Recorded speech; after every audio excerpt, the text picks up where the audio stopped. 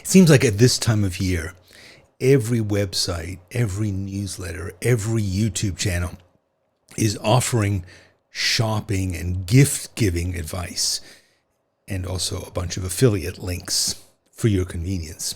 So I thought I should do the same kind of thing, but I'm going to give you a list with a twist. Here's a list of meaningful gifts to inspire generosity and connection and creativity, all without opening your wallet. Nothing on this list will cost you a penny. Here's a dozen ideas. Re-gift it. Go through all those unused art supplies. I know you have them in drawers and closets and unopened shopping bags from the art supply store, and pick out a few of them to pass on to somebody else as a gift. And then write a short note on why you like these materials. Or if you never got around to using them, what you intended to do with them when you bought them, and how the person you're giving the gift to might accomplish what it was that you never got to do. Let them deal with it. It's also a great way to empty out your closet, and then you can go and buy more stuff. Change their life. Teach them something that you love doing. And then make a coupon for a time when you'll teach them a lesson. Maybe it's an art lesson to a loved one, or even to a group of friends or relatives. And you provide paper and pencils and snacks, again, from those big piles I know you have sitting around, and let everybody learn and create together. And if you aren't sure how to teach, or you're not even sure how to draw, well, just sit down with one of the lessons in my How to Draw series. There's a link up there to how to get to them right here on YouTube. Watch it together and work through the exercise. Illustrated memories. Turn a favorite shared memory into a visual story. Pick a moment and do a drawing of it, and then write a note and share it with someone who was there, or someone who should have been there. Or a variation, spend some quality time with somebody and get them to tell you their story.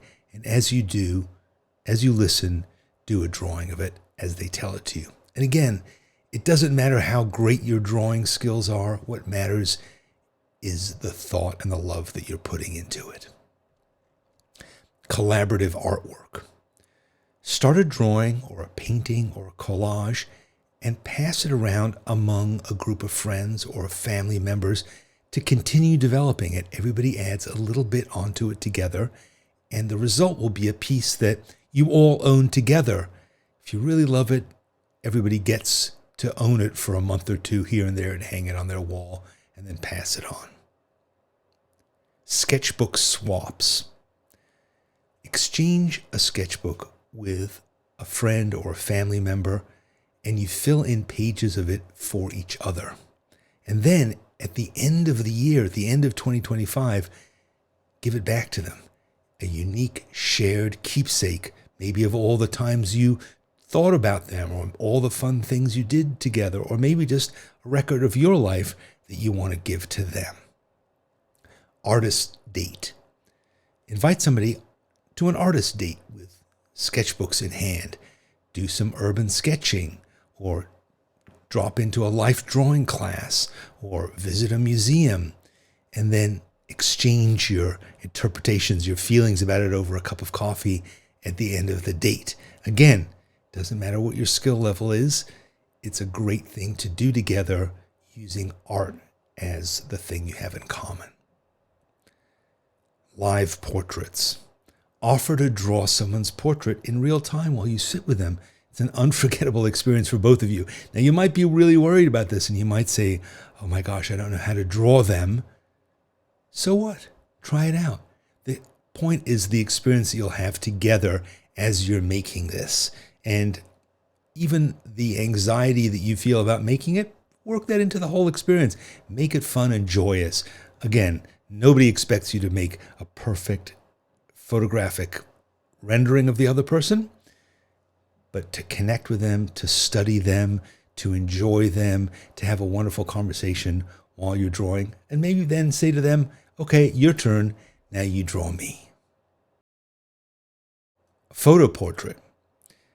Take a photograph that you have in your phone or through a message or maybe even from an old photo album and do a drawing of your loved one or your friend or of their pet or of their car or of their favorite whatever. And then find an old picture frame. Maybe it's one that you have sitting around that you haven't used for years, or it has an old photograph that you don't care about anymore, or maybe even you go to the thrift store and you find one, and then upscale that picture frame, maybe embellish it in some way, and put this picture into it and give it to them as a gift. Again, it doesn't cost you anything, but it's an opportunity for you to say, I really care about you, or I understand the things you care about, and I care about them too. Creative Pen Pal. Offer to be a creative pen pal for the year to your friend or relative, and then exchange sketches that you've done, poems, doodles, funny clippings, whatever it is that will bond you together. And it's a gift that keeps growing over time, as I'm sure they will share their collection of letters. Plus, you get to use the good old mail system. Remember that? Buy some stamps, do some nice handwriting, and make a specific letter for them that captures how you feel about them or what you're doing together or some kind of a collaborative project, but using an analog connection like the mail. It is wonderful, and everybody appreciates that. Home portrait. Take your loved one's address and put it into Google Street View or Google Maps, and it'll pop up a little picture of their house. And then do a drawing or a watercolor of their home. It doesn't have to be a big framed elaborate thing. It could just be something that they put with a magnet onto their refrigerator to remind them of how much they love their home and how much they appreciate the time that you spent in making a portrait of it. Fantasy shopping spree. All right, this is a lot of fun. Take a piece of paper and you can fold it up and make it into an 8-page book by just cutting a little slit in the middle. You fold it back and now you have a little booklet. And then on each little page of this book, draw and write all of the things that you considered buying them as gifts. Make it as extravagant as you like. You could say a trip to Tokyo for both of us, or a brand new car, or a facelift, or an incredible collection of art supplies. Every page has a drawing and a little inscription about what it is that you might have given them, but instead you decide to give them this gift of your love instead.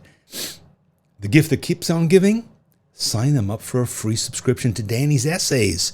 That's my weekly newsletter that's about creative matters, life, fun, inspiration. In fact, this gift guide last week was my essay. Sign them up for a subscription, and then you'll have something interesting to discuss whenever you're in touch. Hope that was useful. Hope that opened your mind. And you don't have to just do these for the holidays. You can do them anytime. Share art with other people. It's the most wonderful way to connect and to have great time together during the holidays or any time of year. Happy holidays and happy gift giving.